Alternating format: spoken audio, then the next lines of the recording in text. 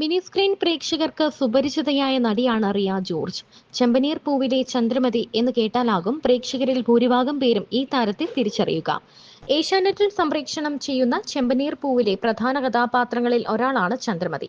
തന്റെ യഥാർത്ഥ വയസ്സിനേക്കാൾ പ്രായം കൂടിയ കഥാപാത്രമാണെങ്കിലും അതിലൊന്നും തനിക്ക് വിഷമമില്ല എന്നാണ് ചന്ദ്രമതി പറയുന്നത്. വിവാഹശേഷം തന്റെ പേര് റിയ ജോർജ് എന്നാക്കി മാറ്റിയതെന്നും അതിനു മുൻപ് പത്മ എന്നായിരുന്നു പേരെന്നും താരം പറയുന്നു. അഭിനയ രംഗത്തേക്ക് എത്തിയപ്പോൾ പത്മ എന്ന പേര് മതിയെന്ന നിർദ്ദേശം ഉയർന്നു വന്നെന്നും എന്നാൽ ആ പേര് സ്ക്രീൻ നെയിം ആക്കാൻ തീരുമാനിക്കുകയായിരുന്നുവെന്നും റിയ പറയുന്നു. സീരിയലിൽ നെഗറ്റീവ് റോളിലാണ് അഭിനയിക്കുന്നതെങ്കിലും ജീവിതത്തിൽ താൻ ഒരു പോസിറ്റീവ് ക്യാരക്ടർ ആണെന്ന് റിയ പറയുന്നു. ഇത്രയും നെഗറ്റിവിറ്റി ഉള്ള ക്യാരക്ടർ ആയതുകൊണ്ട് തന്നെ അത് തന്നെ ബാധിക്കാറുണ്ടെന്നും താരം പറയുന്നുണ്ട്. പക്ഷേ ഷൂട്ട് കഴിഞ്ഞ് വീട്ടിലെത്തിയാൽ ഞാൻ എൻ്റെ മക്കളുടെ അമ്മയാണ്. ചന്ദ്രമതിയായിട്ട് വീട്ടിൽ വരേണ്ട എന്ന മക്കളും പറയാറുണ്ട്. ഒരു മാസത്തിൽ ഭൂരിഭാഗവും താൻ ചന്ദ്രമതിയായിട്ടാണ് ജീവിക്കുന്നത്. സ്വിച്ച് ഓൺ സ്വിച്ച് ഓഫ് മോഡിൽ മുന്നോട്ട് പോകുന്ന അഭിനേതാക്കളുണ്ട്. പക്ഷേ ആ മെത്തേഡ് തനിക്കറിയില്ല. അഭിനയം കഴിഞ്ഞാലും ആ ക്യാരക്ടർ കൂടെ ഉണ്ടാകും. എവിടെ റിയ എന്ന് ഞാൻ തന്നെ അതിശയപ്പെട്ടിട്ടുണ്ടെന്നും താരം പറയുന്നുണ്ട്. ഫ്ലൈറ്റ് അറ്റൻഡന്റായി ജോലി ചെയ്തിരുന്ന റിയ ആ ജോലി ഉപേക്ഷിച്ചാണ് അഭിനയ മേഖലയിലേക്ക് എത്തിയത്. കഴിഞ്ഞ 4 വർഷത്തോളമായി സീരിയൽ രംഗത്ത് സജീവമാണ് താരം. അതെ, സ്റ്റേഡിയമിൽ ഞാൻ പ്രാക്ടീസ് ചെയ്യുമ്പോൾ പുള്ളിക്കാരൻ വന്ന് പ്രാക്ടീസ് ചെയ്യും. അങ്ങനെ കണ്ണും കണ്ണും നോക്കി. ലൈക്ക് മൈ 12th സ്റ്റാൻഡേർഡിന്റെ പ്രേമം. അതാണ് നമ്മൾ പിന്നെ കല്യാണം കഴിച്ചത്. ഓ, ഇപ്പം രണ്ട് കുട്ടികൾ. Okay okay okay. അപ്പൊ നമ്മുടെ ചെമ്പനീർ പൂവ് ഹിറ്റ് ആണ്. അതിന്റെ ഒപ്പം തന്നെ നമ്മുടെ ആരാണ് ചന്ദ്രമതിയും സച്ചിനും എല്ലാവരും ഹിറ്റ്. എന്താണ് സന്തോഷം? എനിക്ക് തോന്നുന്നു TRPയിൽ ഏറ്റവും ഫസ്റ്റ് പൊസിഷനിൽ നിൽക്കുന്നത് ചെമ്പനീർ പൂവാണ് അല്ലേ? അതെ അതെ. റിയ, എന്തൊക്കെയുണ്ട്? സന്തോഷാണോ? എനിക്ക് ഭയങ്കര സന്തോഷമാണ്. ഒന്നാമത് ഈ സീരിയൽ എനിക്ക് കിട്ടിയത് തന്നെ ബിക്കോസ് ഈ ക്യാരക്ടറിന് വേണ്ടി കുറെ സീനിയർ ആർട്ടിസ്റ്റ് ഞാൻ നോക്കി വെച്ചത്. പിന്നെ ഒരു റിസ്ക് എടുത്ത് എന്നെ സെലക്ട് ചെയ്തു. ഞാൻ അത് I came up to the producers expectation, ഡയറക്ടേഴ്സിന്റെ എക്സ്പെക്ടേഷൻ ഞാൻ മീറ്റ് ചെയ്തു വിചാരിക്കുന്നു. പക്ഷെ എപ്പോഴും ഒരു സ്കെഡ്യൂൾ ബ്രേക്ക് കഴിഞ്ഞ് പോകുമ്പോൾ ഈ സ്കെഡ്യൂളിൽ ഞാൻ എന്താ പുതിയതായിട്ട് ചെയ്യണം? Because even I get bored. Same എക്സ്പ്രഷനൊക്കെ ചെയ്ത് ഞാനും മടുക്കും. അപ്പോൾ എന്തെങ്കിലും ഒരു പുതിയ എക്സ്പ്രഷൻ ചെയ്യണം ഒരു ആഗ്രഹം വെച്ചിട്ടാണ് ഞാൻ ഈ സ്കെഡ്യൂളിൽ വരുന്നത്. അപ്പൊ ഇനി വരാൻ പോകുന്ന കുറെ കോമഡി സീൻസ് കുറെ ഉണ്ട്, ചിരിപ്പിക്കാനും ചിരിക്കാനും. ഒരു കഷായം കുടിപ്പിക്കുന്ന സീനില്ലേ, അത് നല്ല രസമായിരുന്നു. അത് ആക്ച്വലി സെറ്റിൽ അവർ എന്നെ അങ്ങനെയൊക്കെ ചെയ്യും.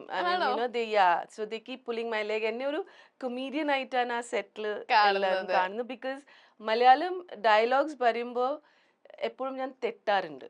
അപ്പൊ അത് ഞാൻ വേർഡ്സ് പറയുമ്പോ അത് വേറെ അർത്ഥം മാറിപ്പോവും. അപ്പൊ ഇവർക്ക് ചിരിക്കാനേ സമയമുള്ളൂ. അപ്പൊ അതുകൊണ്ട് നല്ല രസമുണ്ട് സെറ്റില്. It's like we enjoy. നന്നായിട്ട് പോകുന്നു. അപ്പൊ നമ്മളാണെങ്കിൽ എന്റെ ഷോയുടെ പേര് എന്ന് പറഞ്ഞാൽ ചക്കം പക്കം എന്നാണ്.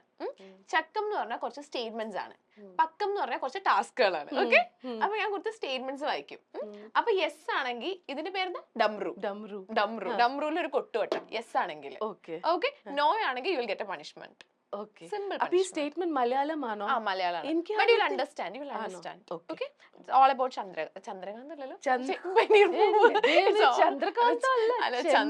ചന്ദ്രമതിയും ചെമ്പനീർ പൂവും ഒരുമിച്ചായിട്ട് അങ്ങനെ മാറിപ്പോയതാണ്. ഇതാണ് എന്റെ ഡമറു. ഓക്കെ, നമുക്ക് സ്റ്റാർട്ട് ചെയ്യാം. ഓക്കെ, സിമ്പിൾ അല്ലേ? Very simple. ഓക്കെ. അപ്പം റിയയ്ക്കുള്ള ഫസ്റ്റ് ചക്കം. ചെമ്പനീർ പൂവിലെ ചന്ദ്രമതി ശരിക്കും ഒരു നെഗറ്റീവ് ക്യാരക്ടർ തന്നെയാണ്. അതെ. ഐ മീൻ റിയൽ ലൈഫിലും നെഗറ്റീവ് ക്യാരക്ടർ ആണോ എന്നാണല്ലേ ചോദിക്കുന്നത്? ആണോ? അല്ല, ശരിക്കും throughout. Okay, throughout negative character ആണോ? ഞാൻ നെഗറ്റീവ് ആണ്. പക്ഷെ ഇടയ്ക്ക് ആ മരുമകളിനെ കണ്ടാൽ മാത്രം എനിക്ക് ചൊറിച്ചിൽ വരും. അല്ലാത്ത ഞാൻ ഭയങ്കര പോസിറ്റീവ്. രേവതിനെ കണ്ടാൽ മാത്രം എന്റെ BP കൂടും. പിന്നെ എന്റെ മറ്റേ യക്ഷി രൂപം പുറത്തോട്ട് വരും.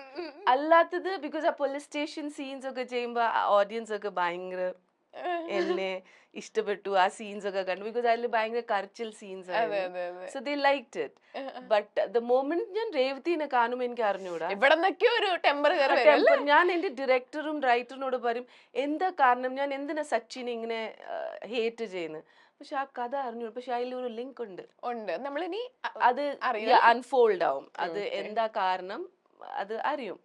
Okay, next question. So now just once again, if it is yes, I should not do, or yes ആണെങ്കിൽ yes ആണെങ്കിൽ you will have to okay, ഇതെല്ലാം റിലേറ്റഡ് ടു ദ സീരിയൽ അല്ലേ, Yeah. പേഴ്സണൽ അല്ലല്ലോ? No no no no personal ലൈഫിൽ ഞാൻ ഭയങ്കര positive ആണ്. ആണോ?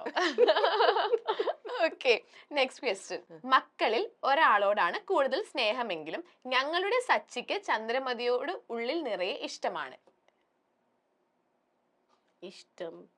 ഇഷ്ടമുണ്ടോ സച്ചിക്ക്? ഇഷ്ടമാണ്. ആണ്. ആണ്. ഒത്തിരി ഇഷ്ടമാണ്. അതെന്താണ് പറയുമ്പോ ഒരു സങ്കടം? എനിക്ക് പേഴ്സണലി എനിക്ക് ഇഷ്ടമാണ്, പക്ഷെ സീരിയൽ എന്നോട് ഇഷ്ടം ഇല്ല പറയാം. എനിക്ക് കാണിക്കണ്ട. But as a person I like him a lot. പിന്നെ സീരിയലിലും ഇടയ്ക്കിടയ്ക്ക് ഞാൻ ആ ഇഷ്ടം കാണിക്കുന്നുണ്ട്. ബട്ട് പിന്നെ ഞാൻ അത് പിടിച്ച് പിന്നെ മരുമോൾ രേവതിനെ കാണുമ്പോ ഇഷ്ടം പോവല്ലേ? അല്ല, there is something which is there. അത് ഡിസ്ക്ലോസ് ചെയ്തില്ല. ബട്ട് എന്തോ ഒരു കാരണം കൊണ്ട് എനിക്ക് അയാളെ ഇഷ്ടമില്ല. ഇപ്പോൾ അറ്റ് ദ മോമെന്റ് കാണിച്ചത് അവന് ജുവനൈൽ കോർട്ടില് ഏതോ ചെറുപ്പത്തില് അവൻ എന്തോ ഒരു കാര്യം ചെയ്തിട്ട് അവൻ ജയിലിൽ പോയി കിടന്നതാ. അപ്പൊ അതിന്റെ ഒരു ദേഷ്യമാണ് അവനോട് കാണിക്കുന്നത്. പക്ഷെ ആക്ച്വലി അവൻ അല്ല ക്രൈം ചെയ്ത്, വേറെ ആരോ ചെയ്താണ്. പക്ഷെ അവന്റെ തലയിൽ വന്ന് അത് പിന്നീട് ഡിസ്ക്ലോസ് ആവുമായിരിക്കും, എനിക്ക് അറിഞ്ഞൂടാ. ഞാൻ ഊഹിക്കുന്നു. ഊഹിക്കുന്നു. Yeah, Okay, അതെ. അങ്ങനെ തന്നെ നടക്കാൻ നമ്മൾ എല്ലാരും പ്രാർത്ഥിക്കും. പ്രാർത്ഥിക്കും. Yeah. Okay.